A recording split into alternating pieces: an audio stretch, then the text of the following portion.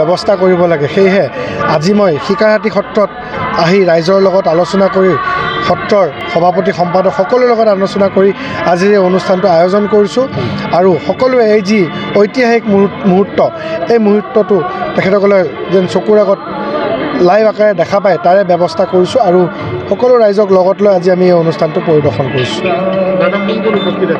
আজি আমাৰ অনুষ্ঠানটোত আমাৰ ৰাষ্ট্ৰীয় স্বয়ংসেৱক সংঘৰ বিষয়ববীয়াসকল উপস্থিত আছে। আমাৰ শিকাৰহাটী সত্ৰৰ সভাপতি সম্পাদককে ধৰি সকলো আয়তীসকল ইয়াতে উপস্থিত আছে, ইয়াতে স্থানীয় ৰাইজ উপস্থিত আছে আৰু লগতে ৰাম ভক্ত যিমান আমাৰ এই অঞ্চলত আছে সকলো ইয়াতে আহি উপস্থিত হৈছে আৰু সকলোৱে যি ঐতিহাসিক মুহূৰ্ত আপোনালোকে নিজে দেখিছে।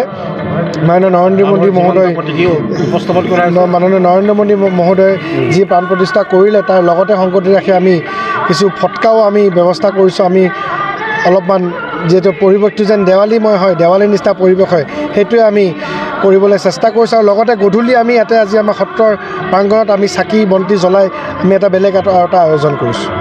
উজ্জ্বল দিন ইতিহাসত খোদিত হৈ থাকিব। আজিলৈ শুভ দিনৰ শুভক্ষণৰ সাক্ষী হৈ থাকিম আমি শিকাৰহাটী ৰাইজগৈৰ পলাশবাৰীৰ সমষ্টিৰ সন্মানীয় নৱপ্ৰজন্মৰ যুৱ নেতা হিমাংশু শেখৰ বৈশ্য ডাঙৰীয়াৰ নেতৃত্বত ৰামৰ জন্মভূমিৰ লগত ৰাম মন্দিৰ প্ৰতিষ্ঠা দিৱসৰ লগত সংগতি ৰাখি আজি যি উদযাপন কৰাৰ আমি এই সুযোগখন পাইছোঁ, ইয়াৰ বাবে বহুত বহুত ধন্যবাদ। লগতে ধন্যবাদ সকলো মিডিয়াক, বহুত বহুত ধন্যবাদ শিকাৰহাটী ৰাইজগৈৰ ফালৰ পৰা।